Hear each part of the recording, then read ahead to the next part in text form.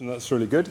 And in terms of title, I was given this title to talk, and actually I'm going to first of all apologise for not poring over the word intensive farming. I'm not going to try to define that and get in that debate, but I think we will touch on system change, which I think is relevant. But as David says, I do want to emphasise how we can use our influence positively towards change. Using our influence, I want to explore, of course, whether we should and are vets animal welfare advocates, and if so, what that means in practice. I think really we should be talking about two broad areas. One is about policy, and critical there is whose interests are we representing? Is it just vets, nor not at all vets, or is it the animals we care for, or as wider society, etc.? And we had a good example of that this morning. That was really a good policy-related discussion, clear evidence of the veterinary profession getting involved with the policy debates. But also, as vets, interacting with clients on a daily basis, we've got a huge potential there too. So I do want to emphasise both the policy and practice element. I think it's blatantly arrogant to quote yourself in a presentation. So, oops, I've done that, made that error. But I wanted to acknowledge the fact that I have been critical of the veterinary profession at times. So I've said that vets, sometimes it seems easier that they represent the views of their most sceptical client rather than promote a more proactive welfare-focused view. I'm not going to overly dwell on the negative side of it, but I think sometimes we have to reflect about whose views are we really representing. But if it's not us criticising ourselves, it's others, and so the story around the pedigree dogs and the ongoing call to arms, as it were, UK vets, pugs, bulldogs and Frenchies need you, is a great example. Come on, vets, what are you doing about this issue? So we clearly have an influence, and it's how do we use that influence positively. So that brings us to the animal welfare strategy, which of course draws upon the RCVS oath, but it highlights in the BVA strategy the opportunities that we can to advocate best interests of animals. And crucially, it makes the point, which I think is really important, that we can influence through individual vets directly to animal keepers and owners, through veterinary practices to the surrounding community, and crucially through professional associations to achieve political impact and to challenge, where necessary, societal norms. So that's our call to arms, as it were. Nancy talked about leadership this morning, and this is it. Okay, we're saying that we are leaders in animal health and welfare. Okay, what do we do about it is the next obvious question. But before we do that, I think we just need to have a little bit of a step back and just think about whether we all have the same idea of welfare. One person's idea of welfare may be different to another person's idea of welfare. And for me, I think it's quite useful just to think about the three concepts of animal welfare as discussed by David Fraser, where he pointed out that existing welfare definitions drew upon different elements of physical fitness, mental state and naturalness. And these are just some of the examples which relate to those examples. So I'll just ask you for a minute just to sit there and think, well, which of those three elements best represents your concern for animal welfare? What is it that drives you on a daily basis, as it were? What is it about animal welfare that you think is important? In a very non-scientific exercise, I did various voting exercises and asked vets and students what term they think best reflects their concern for animal welfare. And at this stage here, we have the students highlighting mental state as the most important, the vets preferring physical, and then some naturalness in between. Not sure why that is. I don't know whether that's truth. Maybe we'll kick that around in the conversation. But I think vets are primarily focused on the disease. They are focused on maintaining that disease health state. And of course, disease is very relevant to animal welfare. But there's more to animal welfare than that. And the mental state of the animal is the sort of the point of the whole process. That's your final outcome. It's what matters in the head of the animal, which is why we care for animals in this way and not for plants. I mean, that's the start and end of it. And then, of course, there's the issue about the naturalness of how important that is. It certainly influences the mental state. So we can have a debate about that. But what I'm just highlighting to you is that we all have slightly different baggages to bring to this equation, and there have been other studies which have highlighted that consumers tend to focus more on the naturalness thing, and farmers and vets tend to focus more on the physical state. So that is the sort of issue that's in the background, as it were, influencing our views and our biases, shall we say.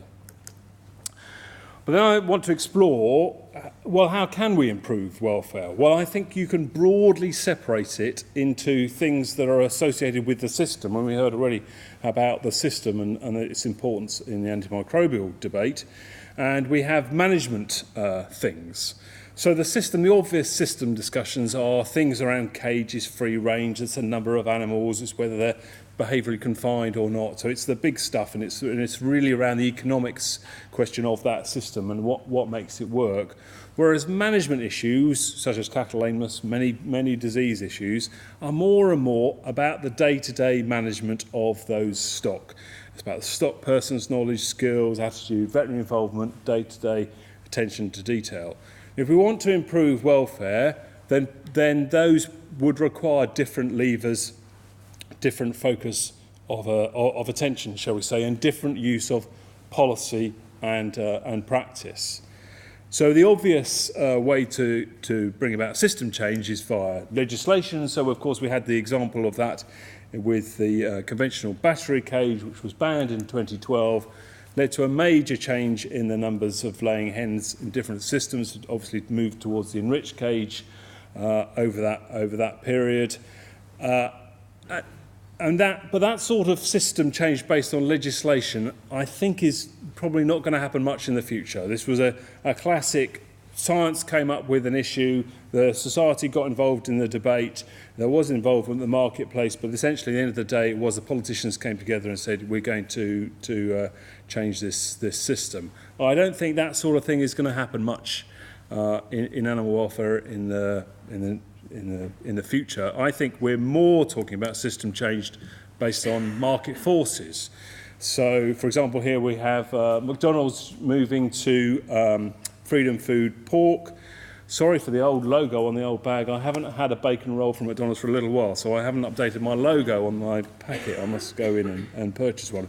But these are significant changes. This is the market saying we want this product, and that will bring about system changes. And I'm interested to hear from Sue later, because of course retailers have got a major role to play in these sorts of debates. So that it's moving, shall we say, from the citizen to the consumer, but it's actually being changed, brought about by large retailers and their different purchasing power. One key thing which I do want to highlight to you, one example of a policy change is around labelling. So I've been involved in the Farm Animal Welfare Forum, which is a group that have been concerned with animal welfare policy, and they produced a report a long time ago about labelling food from farm animals, and the position at that time suggested that we should label by method of production because it gives consumers information on the potential for higher welfare. So the classic example of that is eggs, where we now have a 4-code system, a mandatory system, which is around cage, free range, organic and barn. And so the consumer is able to make those choices. As part of that report, it was suggested that actually it's how those systems are run, the management element. We recognise that the quality of management and stock people play an important role in ensuring the quality of our production systems. We therefore propose that the labelling system should include outcome-measured safeguards, which I'll explain a little bit more about that, what that means later with respect to our Ashorewell project. But this is quite an important shift, and now we have the BVA now, I understand, is now calling for one clear mandatory EU-wide method of production labelling for other products other than eggs. This is very important because it allows EU trade around different systems, and it allows consumers and retailers to make their choice preferences for different systems and hopefully move towards more behaviourally diverse systems, shall we say. So this, I think, is a very positive example of a policy change that this is not yet brought about, that change, but it could well fit in with the EU strategy. So that's an example of a policy impact. Then I want to come back to more of a practice level influence. So James, in his Animal Welfare and Vet Practice book, discussed the different potential roles of vets. And he talked about you could have one level technician where the vet fulfills the owner's wishes, through to an enforcer where the vet knows what is the best course of action without consultation and tries to achieve those decisions through persuasion. So you may think, well, what sort of level are we currently working at? And I suppose most people will be certainly comfortable with an advisor where the vet is guiding owner to make their own decisions. But how much further up the chain could we get, facilitator, partner? And I want to explore the benefits of those different communication styles later. But essentially, if we think about those different levels, the top level is really client-centred and the lower level is vet-centred. But the assumption is that the vet-centred is animal-centred. It's about the animal's interests. So when you're in a practice situation, it's a very complex interaction with the client. And what is your role? What are you trying to do? Are you trying to bring about change? And I want to explore some communication tactics to do that in a bit. But you quite clearly have influence. So key, I think, at the practice level is about communication. There is excellent, I would say, communication skills teaching now in the vet schools now, which really has revolutionised, I think, the training of students. And key things it highlights, building relationships, structured consultation, really great stuff. But we should probably recognise that communication skills is really about improving the information transfer between the client and the vet. That's its primary goal, not about changing behaviour.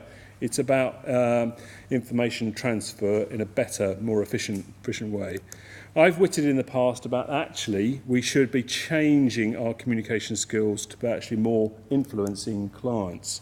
Here's an example of a communication strategy that may not be working. This is a nice article from Owen Atkinson in Practice. And he talks about Jenny, a practitioner with an interest in mastitis. She'd undertaken a mastitis review for Mr. Jameson. When the large letter landed on Mr. Jameson's breakfast table a month later, he had almost forgotten about Jenny's parlour visit. Nevertheless, Mr. James duly flicked through the opus and noted that Jenny was certainly needing to know her stuff, and she had done a marvellous job of drawing some coloured graphs on the computer. In due course, he carefully replaced the report back into the envelope and put it diligently in its herd health folder. Oh dear. We all know that situation. We can relate to that, can't we? There's the enthusiast with that knowledge, but the recipient is not valuing that knowledge, is not changing the behaviour. So this relates to the earlier conversation we were having about education. Just having knowledge, just thinking you know how better to do something, doesn't bring about change itself. So you need to be a bit more sophisticated.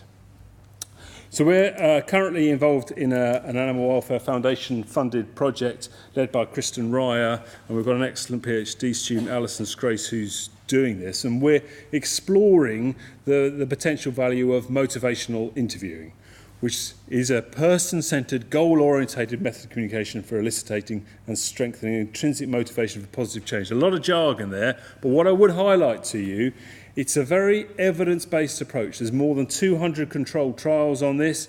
It is developed in a medical setting for within a 10-minute consult. It's about changing the language of how the doctor relates to their patient. And so the point of our project is to explore how relevant that is in the veterinary context. And we think it is. We're very excited about it, and we think it has a great potential. Because really what it is, it's about exploring the client's own motivation and desire to resolve ambivalence. It doesn't solve people if they're completely resistant to change, but if they are fundamentally motivated to do something, but they're ambivalent about a change, then it can be very effective. So it's been used in the human setting about drug abuse, alcohol abuse, of dietary issues, lifestyle issues, and it's been shown to be very, very effective. So we're exploring that as an evolution, shall we say, of communication skills on a one-to-one basis. There are already, if you want to have a truffle around, some good human-focused resources. The BMJ has a nice article about motivational interviewing. It has a nice video training session which you can go on for free, BMJ Learning. So have a truffle around if you've got a few minutes, because it is really quite exciting stuff, and we're currently drafting some veterinary focused and testing some veterinary focused training materials which will be out in due course. Again, Animal Welfare Foundation funded. So that's about how to change your communication on a one-to-one basis. The other thing I want to do is highlight to you initiatives, because I think initiatives are very important about changing behaviour. And initiatives, to me, are things that involve both policy and practice. So we did this project a little while ago, a Healthy Feet project, and it was on a communication point, we were using social marketing to persuade farmers to reduce lameness in dairy cattle.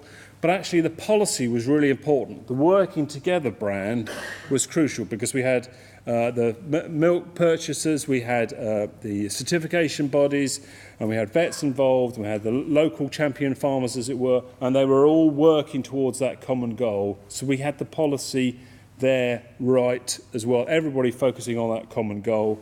And now the main success, actually, leaving aside any academic outputs, is the AHDB Dairy now have ownership of the Healthy Feet programme and are rolling it out to the UK industry. Another example of initiative I would like to flag to you, this is a recently published paper from Siobhan Mullen, which has shown the outputs of the Shorewell project, which is about including outcome measures, outcome safeguards, if you like, within a certification scheme. And that has shown that in the first early stage of introduction, a significant reduction in feather loss between the first and the second year. And this has essentially been measured across the whole of the non-caged laying hen sector. A very positive outcome from an initiative. But why did that initiative work? It probably worked because there were lots of people, lots of actors, is a social science word, involved in it, all focused on this common goal. So we had some science to show that a management package could work. We had industry-facing technical material containing the nitty-gritty of what to do. We had the RSPCA laying hen standards, which implemented as much as the science as possible. We did have some political pressure, because there was, of course, the discussion around beak trimming in laying hens, and so we had various involvement of the ministers, etc. And we had a beak trimming action group which came out with recommendations. So this, all focusing on a common goal, I think was a key factor in this success. But I want to flag up to just a few, because my light's on orange here. But I do want to flag up to you a few other examples of other initiatives. This is Ontario Focus Farms, and this focus of this initiative was Johne's disease. Now, as your homework tonight, I would strongly recommend you go home and Google Johne's disease, veterinarians motivating change. This 6-minute video is really very, very helpful. I use it for teaching. It's a great one for students to stimulate their ideas about how to motivate change. And the sorts of things that come up in this short clip is that farmers who have not perceived a problem, they don't respond to vets that tell or teach. Even though vets love telling, love teaching, doesn't work, don't do it. Different farmers have different motivation. It's not always about profit. Farmers very much value the opinion of other farmers, and that's very clear in this video. But vets do have a role in filtering, interpreting, providing information in the right format, and coordinating with other experts. We heard Mark talking about geneticists and ventilation engineers. That's the role of vets. They can coordinate all that and make sure it's in the right style. And their cheesy line is that vets are coaches for on-farm change. So it's a 6-minute video. Have a truffle. Veterinarians motivating change. Have a read of that. Other initiatives, some great work in Holland about udder health, and they use different communication strategies to try to reduce mastitis. Danish stable, he's now on red now, he's really getting agitated now. Yeah. So another example is Danish stable stools, this is work of Mette Vast. She's worked in groups of farmers to reduce antimicrobial use. And the key one on that, why I would flag it, is that the farmers learn from each other. This is a strategy that's been involved in developing countries from the 1980s, been working equine groups such as the Brook. Now we're applying it in laying hen sets or in innovation. And I would highlight that as another way to do in initiatives. So I won't go through that slide, I'm just going to go to my last one. Because it's on red, I'll better token some to the guidance from David. What I want to summarise then, so the two key things that I think we should focus on. Vets can influence policy, and the success depends on a relentless pursuit of a common goal that all the parties buy into. Those partnerships between the organisations, they take time to develop. They need to be robust. In other words, you need to be able to argue with each other. That's fine. You need to be resilient, and they need to be not be offended if some other part of an organisation is critical about the other. You've got to cope with that. The vet's input needs to be evidence-based. It needs to be consistent over time, which is quite difficult for species groups because officers change, etc., and that can be quite difficult. That doesn't mean to say it needs to be static. It can be radical, but it needs to be consistent and evidence-based. And I think vets can influence practice. And the key issue here is about communication tactics linked with the relevant policy, where you have all the actors working in the same way. But crucially, it's about respect. It's about recognising the expertise of each party. So farmers know how to farm, vets know about disease. You know, who knows what is crucial here. And finally, actually, I think the partnership is about generating new knowledge together is a very important motivator for positive change as well. There we go, David. Sorry, I overran. Well done.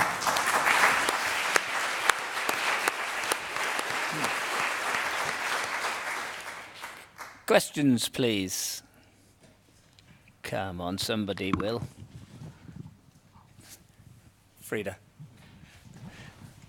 The theme is still BVA past presidents, you didn't know. It is, it's really consistent. I apologise. Yeah, Frida Scott Park, BVA past president, and I suppose really farmer as well, because I'm fortunate enough to sit on an NFU Scotland regional board with a group of farmers who are really seriously impressive in their desire to do better, despite considerable adversity in the industry.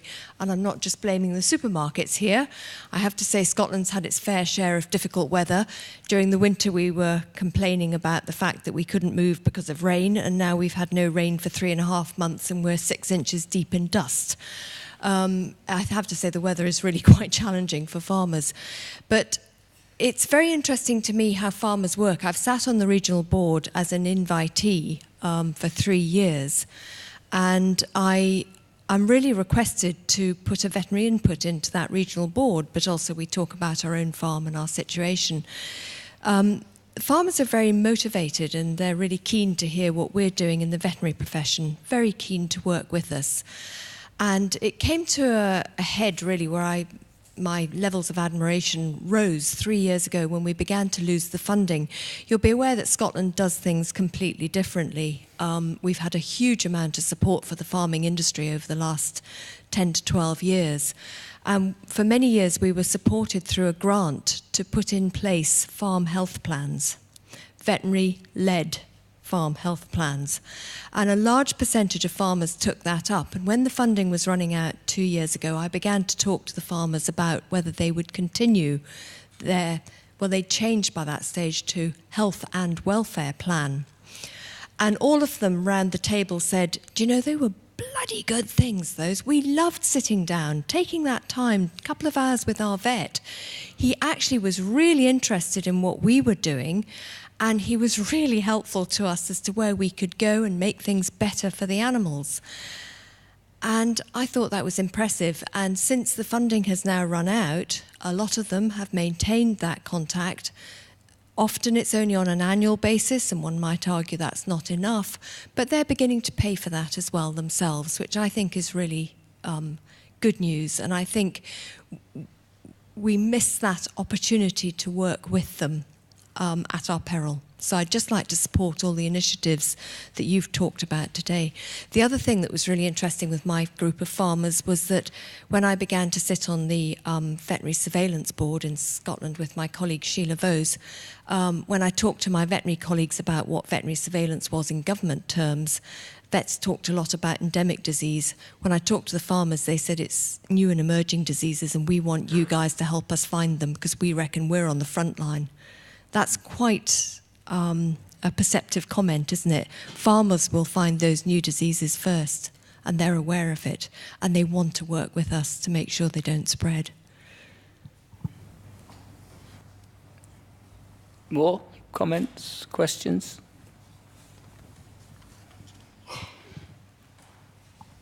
So, yes, over there.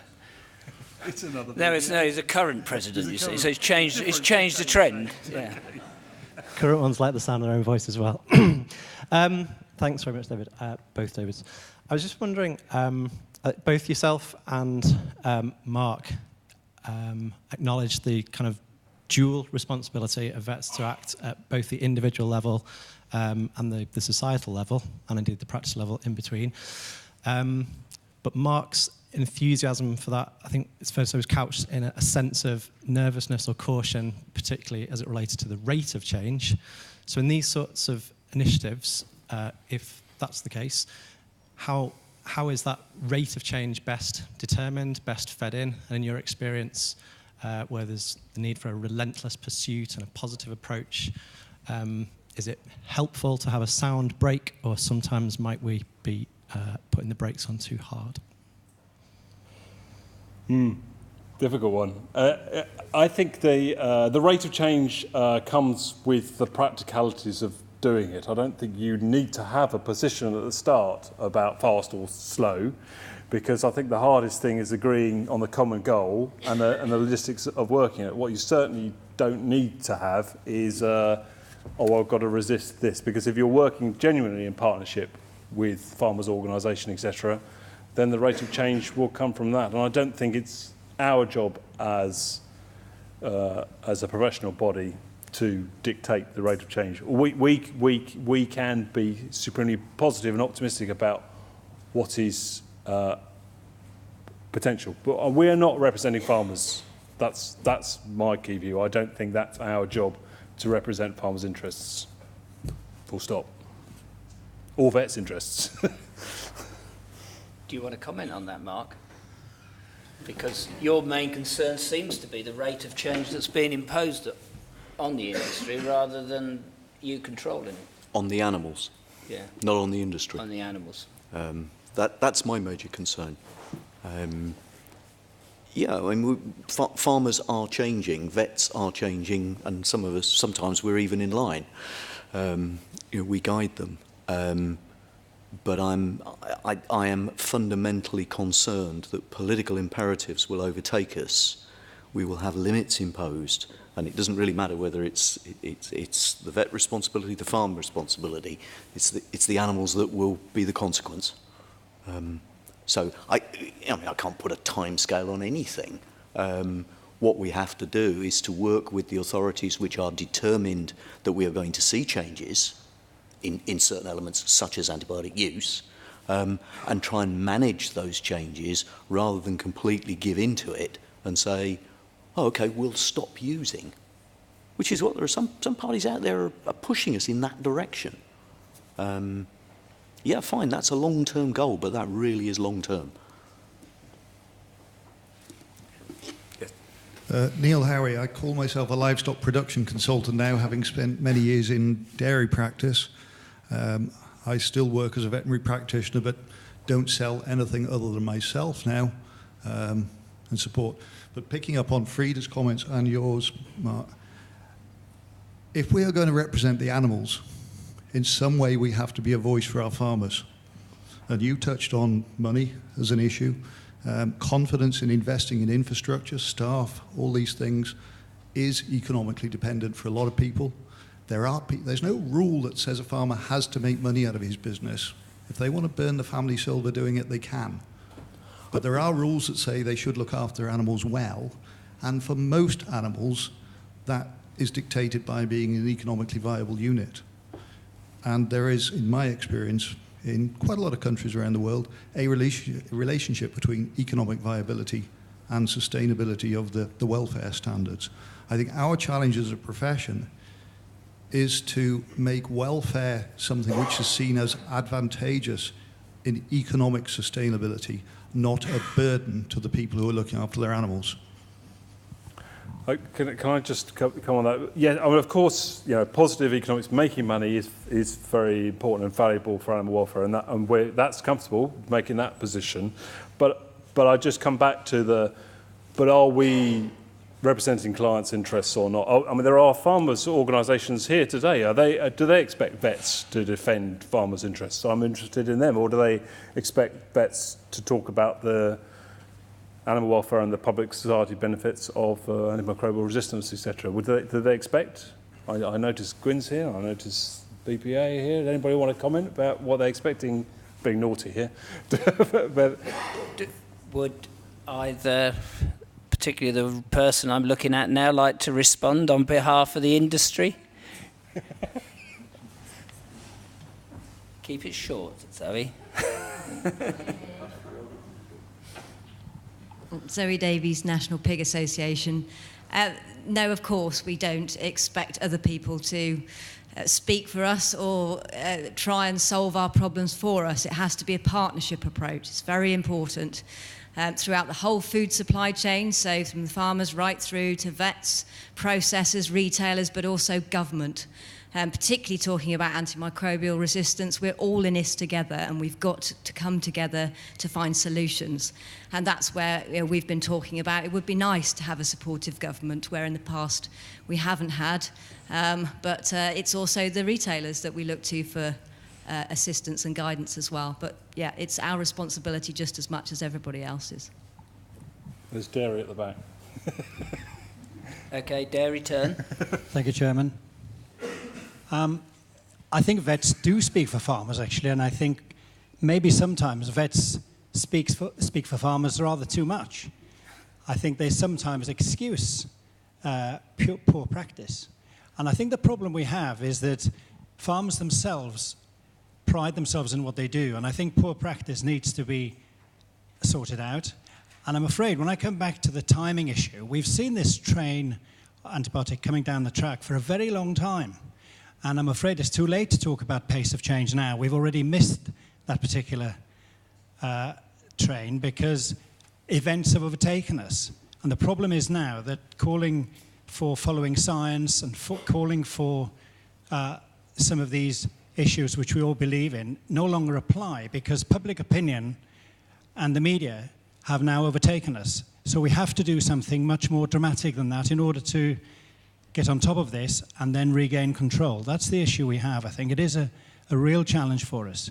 But as far as vets talking for farmers, I think they do that very well. And a classic example is the support that farmers have had in the West Country from the veterinary profession over TB. That's a very good example of where vets have been in partnership with farmers and sticking up for them. Okay, you got away with it, David. Thank you very much indeed.